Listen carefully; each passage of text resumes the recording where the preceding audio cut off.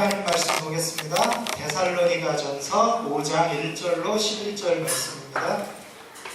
데살로니가전서 5장 1절로 11절 말씀.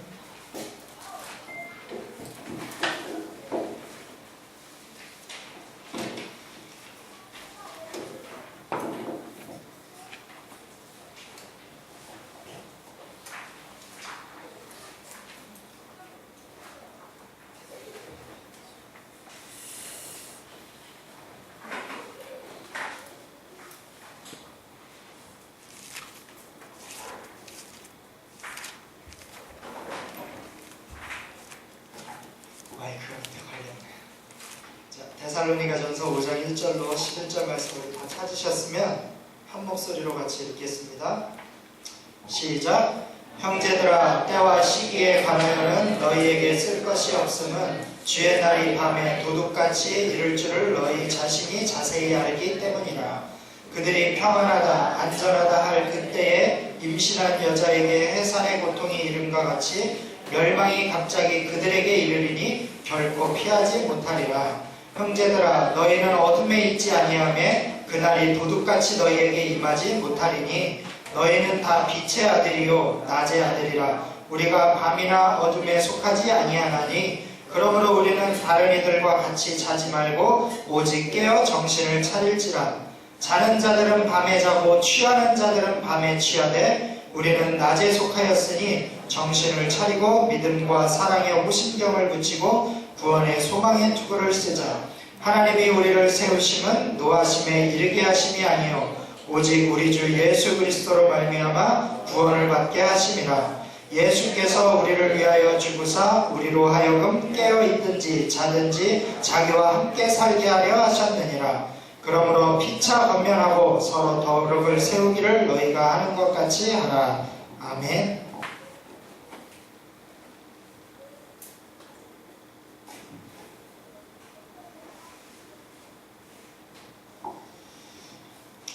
이번 주에 우리 학생 청년들이 우리 데살로니가전서를 묵상을 했습니다. 했죠? 그리고 오늘 목장 모임에서 나눴지요, 서로.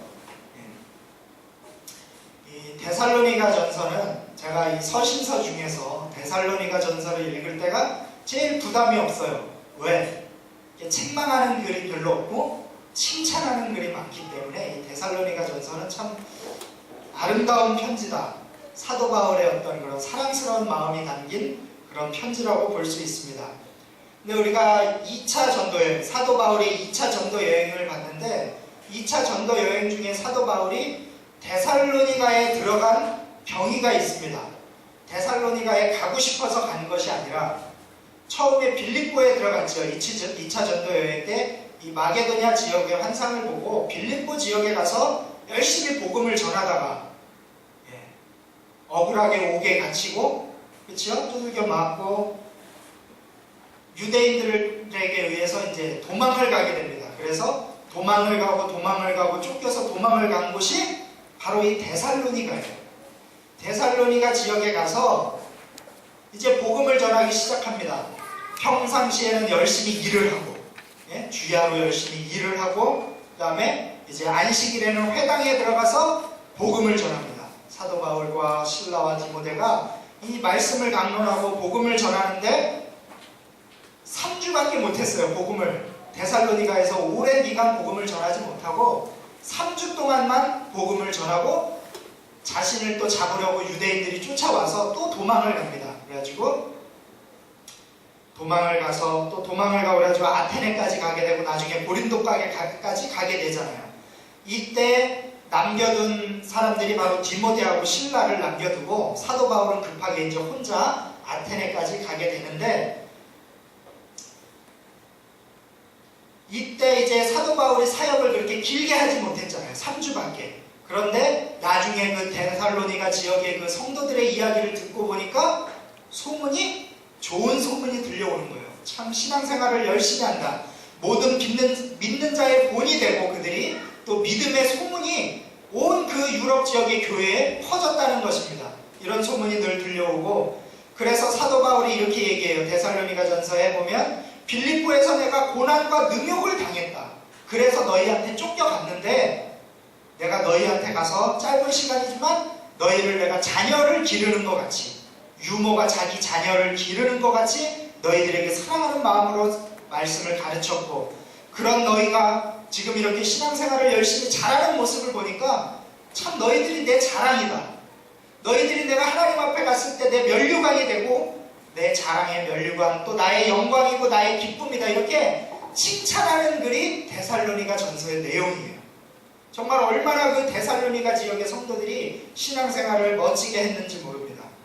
그리고는 이제 얼마 후에 그 디모데가 사도 바울에게 이제 돌아와서, 데살로니가 지역에 남아있던 디모데가 이 사도 바울에게 돌아와서 또 이야기를 합니다. 데살로니가 지역 성도들이 정말 믿음 생활을 잘하고 있습니다. 근데 그때 사도 바울은 고린도나 아니면 그 후에 에베소에 있을 때 많이 힘들고 지쳐 있었던 상황이에요. 그때 그 디모데의 얘기를 듣고 힘이 나서 또 편지를 쓰는 내용이 바로 이 편지입니다. 디모데가 와서 너희 믿음을 말을 했는데 참 너희 믿음을 내가 들으니까 힘이 난다. 내가 너희를 통해서 위로를 받는다. 이런 내용이 데살로니가 전서에 실려 있습니다. 그런데 이제 마지막 부분에 가서 한 가지 이제 당부를 하는데, 그것은 다른 게 아니라 너희들이 신앙생활을 정말 열심히 잘하고 있는데 한 가지 문제는 종말론에 관한, 예수님이 재림, 다시 이 땅에 오신다고 했는데 그 예수님이 재림하시는 부분에 대해서 너희들이 잘못 알고 있는 것이 있다 하면서 그것을 알려주는 내용이 오늘 데살로니가 전서 4장 뒷부분과 5장 내용에 걸쳐서 나오고 있습니다. 그리고 나중에 덧붙여서 데살로니가 후서를 또 써요. 종말을 어떻게 우리가 맞이해야 되는 것이며 예수님의 재림이 어떻게 이루어지는가에 대해서 이야기를 하는데, 그 당시나 지금이나 오늘날이나 이 예수님이 다시 오는 것, 재림하시는 것, 이 문제 때문에 이단 종파들이 많이 생깁니다. 근데 여러분들은 아마 우리 청년 학생들은 태어나기 전일 거예요. 알래나 모르겠는데 우리 집사님들은 아시죠? 다미선교회 아시잖아요? 다미선교회라는 게 있었어요. 처음엔 교회였어요. 우리랑 똑같은 교회, 감리교 교단의 교회였는데 그 교회에 이제 목사님이 어떤 분이냐면 이장님이라는 목사님이 있었는데, 이제 이분이 말씀을 전하다가 자기가 혼자 성경을 열심히 연구하다가 예수님이 언제 올지를 자기에게 성령이 알려주신 거예요. 그리고 성경을 연구해보니까 1992년 10월 28일 날 밤 12시에 예수님이 재림한다는 사실을 자기가 찾아냈어. 나 어떻게 찾아냈는지 그건 모르겠는데, 그리고 나서부터 이제 그 사실을 성도들에게 알려주기 시작했습니다. 그 당시에 이 한국 땅에 대단한 이슈였어요. 그래서 그 영상을 제가 준비했습니다. 여러분 얘기로 하면 모르잖아요. 그 당시에 9시 뉴스를 우리가 잠깐 보고, 불 좀 꺼주시겠습니까, 나래 선생님? 9시 뉴스를 보고, 초대교회, 이 데살로니가 지역에 있던 교회에도 이거랑 똑같은 문제가 있었습니다. 근데 그게 지금 2000년이 지난 오늘날 우리에게 이런 문제가 있었어요. 지금 이 시간에도 있습니다. 어떤 문제였는지 보십시오.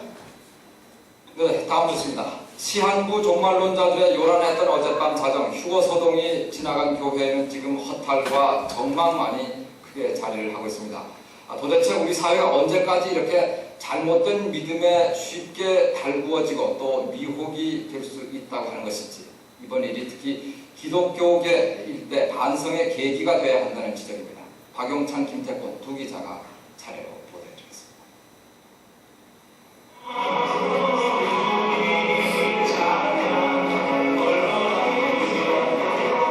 어젯밤 자정을 기해 휴거론자들이 주장하던 시한부 종말론은 일단 불발로 끝났습니다. 서울 성산동 다미선교회 주변입니다. 전국에서 몰려든 천여 명의 신자들이 돌아오지 않을 강을 건너듯 교회 안으로 속속 들어갔습니다.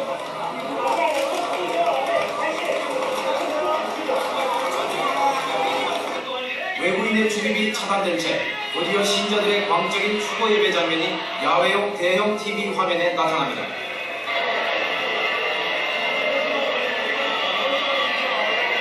이를 보던 한 학생이 휴거설은 사기극이라며 TV를 밀어 넘어뜨렸습니다. 교회 주변에는 휴거론에 빠진 가족들을 찾으러 온 사람들도 많았습니다. 여기 왔는데요. 못 건너서야 된다. 이게 지금 집도 놀아가지고 옷 사는 식물 휴거가 온다는 자정이 됐습니다. 그러나 그들이 그토록 갈망하던 휴거는 끝내 오지 않았습니다. 실망한 신자들은 잠시 후 하나둘씩 예배당을 빠져나갑니다.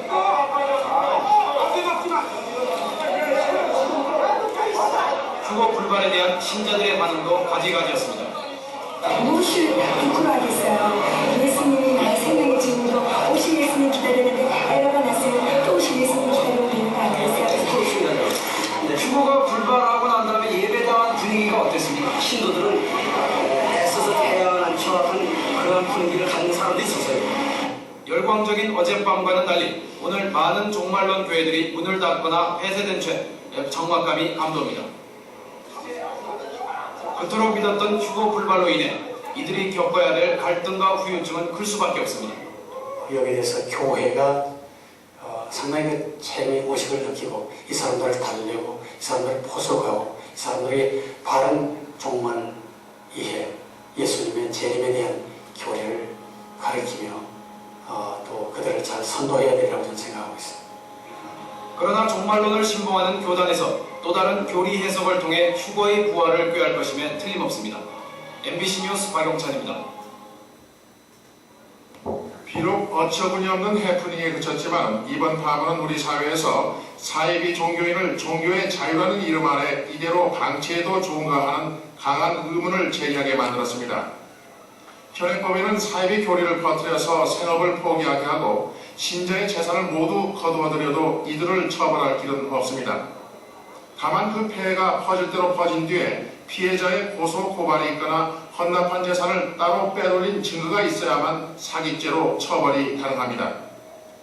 그래서 지금까지 당국의 조치는 번번이 사후 약방문에 그쳤습니다. 이런 고소고발이 있을 때에는 저희 검찰은 그러한 그 종교집단의 지도자들이나 이제 이후의 얘기는 이제 그거에 따른 후유증으로 고소고발 사건과 이제 그 돈에 관련된 이제 왜 이런 문제가 나왔을까요? 오늘 데살로니가 전서 후서에서 그 이야기를 해주고 있습니다. 왜 이런 사태가 벌어지는지에 대해서 이야기를 하고 있는데, 여러분 마태복음 13장 우리가 묵상했는데 마태복음 13장 44절에 보면 밭에 감추인 보화 이야기가 나옵니다. 그 말씀 기억나요? 밭에 감추인 보화. 천국은 마치 밭에 감추인 보화와 같다. 이 얘기가 뭐냐면, 여러분이 남의 밭에 뭐 일을 하러 갔던 지나가던 남의 밭에 누가 금은 보화를, 엄청난 금덩이를 밭에다가 숨기는 걸 어떻게 내가 몰래 보게 됐어. 예? 아니면 거기에 묻혀있는 걸 알게 됐어. 이 사실을 알면 그 밭을 가서 마음대로 파헤치면 안 되잖아. 내 밭이 아니니까. 그래서 이 사람이 어떻게 하냐면 모든 재산을 다 팔고 빚을 내서 그 밭을 어떻게 했어? 내 밭으로 만들어야지. 산다 이거야. 이게 천국 비유에 나오거든요. 마태복음 13장 44절에 천국은 마치 이와 같다. 밭에 감추인 부화와 같아서 이것을 안 사람은 모든 돈을 끌어다가 그 밭을 살 거다. 왜? 천국이 그만큼 소중하니까. 대부분의 이단 종파들은 이 말씀을 인용해서 헌금을 강요하고 갈취합니다. 예수님이 오실 건데, 재림하실 건데, 우리는 천국 백성이야. 이 땅에 미련이 있어요, 없어요? 없잖아. 그러니까 재물이 필요해? 필요 없어. 집 그거 필요 없어. 집 팔고 차 팔고 다 팔아서 교회 갖고 와서 아까 봤듯이 모여서 예수님 오실 날만 기다리고 찬양하고 예배하면 돼요. 그런데 우리 하나님은 분명히 말씀하셨어요. 이 사람들도 분명히 이 데살로니가 전서를 읽었을 거고, 마태복음 기타 사복음서 예수님이 종말에 관해서 말씀하시는 걸 분명히 읽었을 텐데 어떻게 이런 말도 안 되는 거에 빠질 수 있었을까? 그건 우리 청년들처럼 열심히 성경 묵상을 안 했기 때문에 그러는 거야. 안 했기 때문에. 오로지 그냥 목회자 한 사람만 바라보고 그분이 말씀하시는 거면 다다 생각하고 쫓아가는 거야. 여기서도 지금 성경 묵상을 제대로 안 한 친구들은 이 전도사가 앞에서 틀린 말을 해도 그렇구나 하고 아마 아멘하고 믿을 거야. 그쵸? 네, 그러면 안 된다는 거예요. 성경을 열심히 여러분들이 계속 묵상하듯이 잘 묵상해야 돼요. 여러분이 이번에 데살로니가 전서를 묵상하면서 이런 거를 파악했는지 모르겠어요. 종말론에 관해서. 자, 이 다미선교회 이 일이 터지고 나서 이 이장님 목사와 이 교회 측의 모든 이제 경찰이 투입이 돼서 이제 확인을 해보니까 뭐가 나왔는지 알아요? 뭐 돈이 많이 나왔지만 중요한 거는 93년도에 환수되는, 여러분 채권이라는 게 있어요. 채권이라는 건 이제 국가에서 돈을 빌리기 위해서 국민들한테 채권을 발부를 하고 돈을 받아서 그 채권 만기 날짜가 되면 그 돈을 다시 받는 거예요. 이 채권, 그러니까 돈을 빌려주고 받은 채권을 이 다미선교회에 갖고 있었던 거야. 근데 그게 언제적에 환수되는 거냐면 93년에 환수되는 거예요. 93년에. 이 얘기는 뭐냐면 92년 10월 28일 날 예수님이 이 땅에 오신다고 성도들한테 가르쳤어. 그리고 그날 모여서 휴거가 일어난다고 열심히 찬양하고 기도했어. 그래놓고 본인들은 정작 뒤에 뭘 갖고 있었어? 93년도에 받을 수 있는, 돈을 받을 수 있는 채권도 모아놓고 돈을, 왜? 거기 온 성도들은 지금 집 팔고 차 팔고 다 갖고 온 거야. 학교 그만두고 직장 그만두고. 그 돈을 갈취하기 위해서 이런 일이 벌어졌던 겁니다. 그런데 이 사건이 이 데살로니가 교회에도 있었어요. 그 당시에. 그래서 사도 바울이 너희들 참 열심히 신앙생활 하는데 예수님의 재림하는 거에 대해서는 너희들이 지금 잘못 알고 있다. 왜 예수님이 살아계셨을 때 누가 와서 물어봤어요. 예수님, 그럼 예수님이 다시 오실 그때, 예수님이 재림하시는 그때는 언제입니까? 그랬더니 예수님이 뭐라 그랬어요? 그때와 시기는 알 수 있다 없다? 없다. 나도 모른다. 하늘에 계신 성부 하나님만이 알고 계신다. 그건 나도 모른다. 왜 예수님이 다시 오시는 그 시기를 우리에게 알려주시지 않을까요? 왜? 우리들이 미련하니까? 알려줘봐야 별 소용이 없으니까? 그게 아니라 우리를 너무 사랑하셔서. 그런 생각을 안 해보셨어요? 우리를 정말 사랑하셔서 절대 종말의 때와 시기는 알려주시지 않았습니다. 왜? 그 때와 시기를 알려주면 이런 일이 벌어질 걸 알고 계셨어요. 하나님은. 여러분, 아까도 제가 학생들하고 얘기했는데, 자, 정확하게 일주일 후에 예수님이 다시 오신다. 확실하다. 여러분 뭐 할 거예요? 한 일주일이니까 얼마 안 남았으니까 뭐 놀 시간은 없고 여기 와서 우리 매일 예배하고 기도해야지. 아까 그 사람들처럼. 그치요? 그러면 1년 후에 오신다. 정확하게 1년 후에. 1년 동안 여기 모여서 찬양하고 예배할까요? 난 안 해. 1년 너무 길어.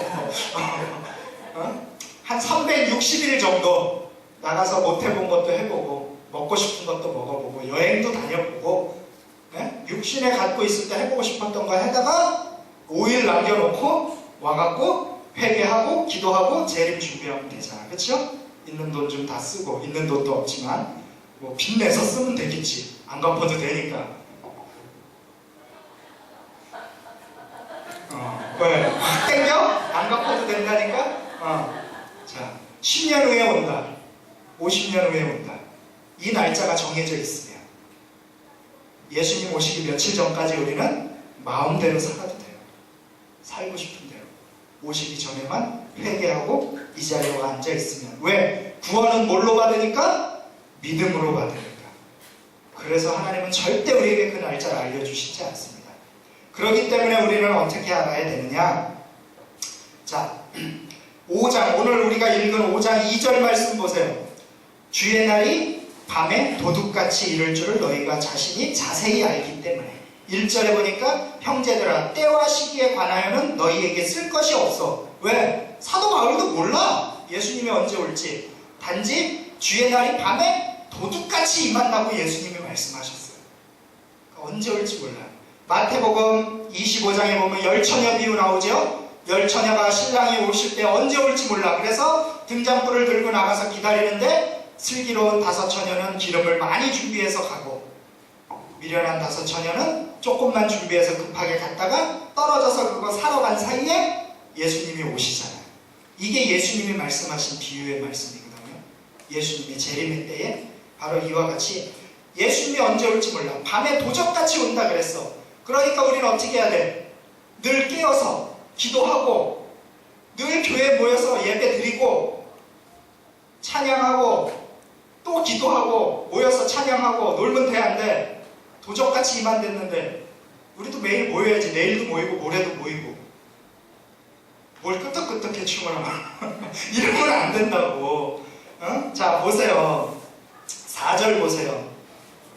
자 3절부터 제가 다시 읽을게요. 아까 읽었던 그들이 평안, 여기서 말하는 그들은 예수님을 믿지 아니하는 자들이에요.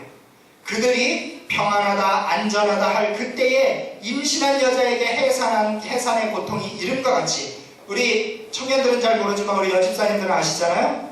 임신을 해서 출산일이 요새는 딱 정해져 있지만 어느 정도, 예전엔 잘 몰랐잖아요. 언제 배가 부르면 갑자기 어느 순간에 자다가일 수도 있고 밭을 갈다가 될 수 있고 갑자기 배가 아파오듯이 예수님이 그렇게 갑자기 온다는 거예요. 그런 고통이 이름과 같이 멸망이 갑자기 그들에게 이르리니 결코 피하지 못하리라. 누가? 예수님을 믿는 사람이, 믿지 않는 사람이? 믿지 않는 사람이. 그러면 너희는 어때? 데살로니가 성도들은 어떠냐 이거예요. 형제들아, 4절부터 봅니다. 너희는 어둠에 있지 아니하네. 어둠의 자녀가 아니에요. 여러분은 누구의 자녀예요? 빛의 자녀잖아요. 지금 그 얘기를 하는 겁니다. 5절에 보니까 너희는 다 빛의 아들이요 어둠에 속하지 아니하나니. 그러므로 6절에 보니까 우리는 다른 이들과 같이 자지 말고 오직 깨어 정신을 차릴지라. 자는 자들은 밤에 자고 취하는 자들은 밤에 취하되 우리는 낮에 속하였으니 정신을 차리고 믿음과 사랑에 호심경을 붙이고 구원의 소망의 투구를 쓰자. 이 말씀이 뭐냐면, 그러니까 매일 교회 모여서 예배만 드려라 이 말씀이 아니라 우리의 믿음을 굳건히 해서 이 믿음을 절대 저버리지 말고 소망의 투구, 예수님이 언제 오실지는 모르지만 내일 오시든 지금 오시든 모레 오시든 우리는 상관이 있어요 없어요? 없잖아. 왜?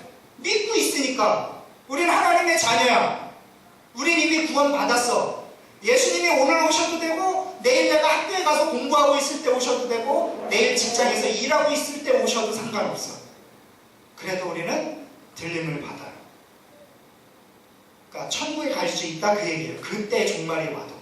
그렇기 때문에 아까 우리가 봤던 이러한 영상처럼 그렇게 요란하게 집 팔고 차 팔고 다 팔고 옷도 막 하얀색으로 다 맞춰 입고 이거 뭐 하는지 모르겠어요. 예. 그렇게 와서 그럴 필요가 없다고 지금 얘기하고 있습니다. 예? 그렇기 때문에 11절 보세요. 그러므로 피차 권면하고 서로 덕을 세우기를 너희가 하는 것 같이 하라. 지금 데살로니가 교회 성도들은 서로 아끼고 도와주면서 그 환난과 궁핍 속에서 힘겹게 살아가고 있는 신앙생활을 했어요. 그러니까 너희가 지금 하는 것 같이 그렇게 하라는 겁니다. 그러면서 뭐라고 얘기하냐면, 제가 데살로니가 후서 말씀을 읽어드릴게요. 3장 10절, 우리 잠깐 뒤로 넘어가서 데살로니가 후서 3장 10절 말씀을 보겠습니다.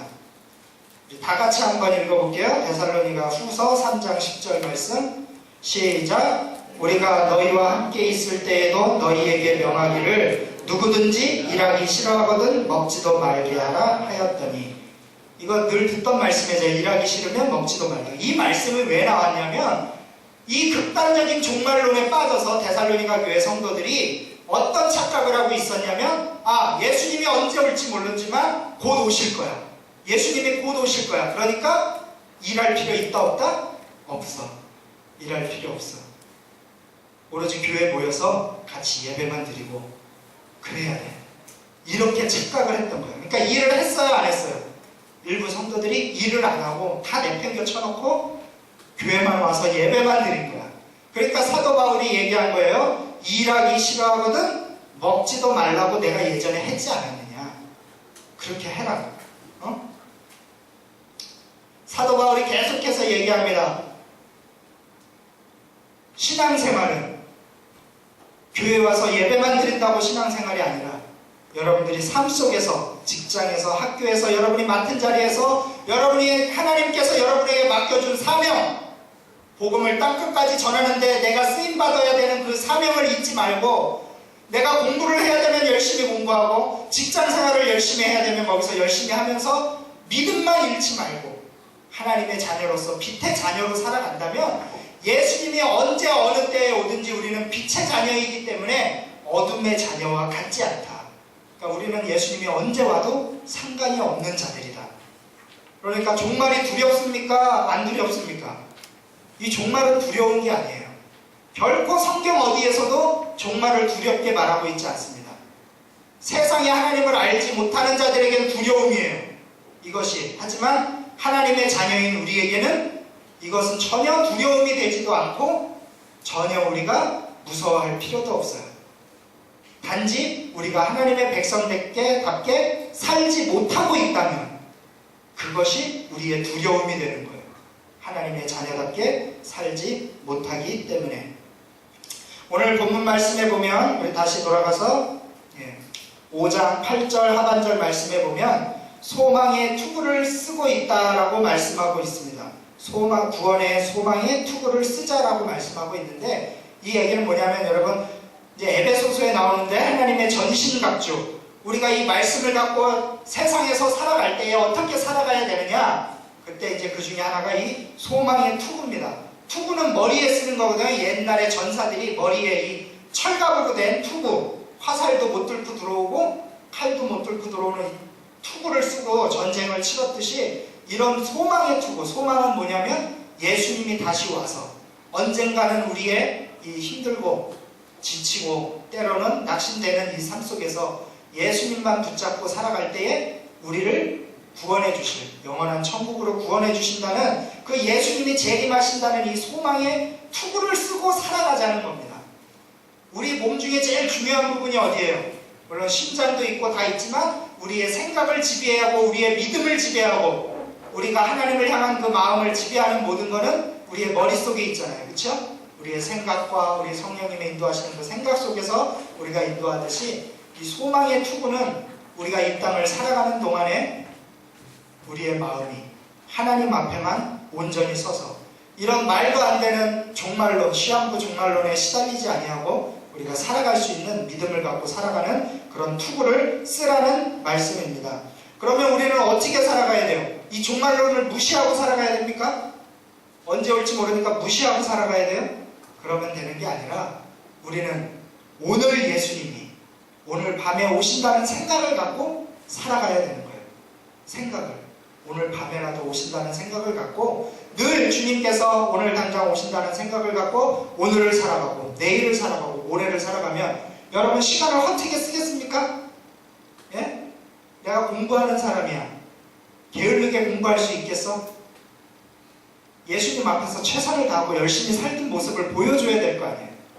그러니까 여러분이 공부할 때나 직장생활을 할 때나 믿지 않는 자들에 비해서 결코 떨어지는 것이 아니라 그들보다 더 이 종말론적 신앙관을 갖고 예수님이 언제 올지 모르니까 내가 오늘 하루 최선을 다해서 살아야 되겠다.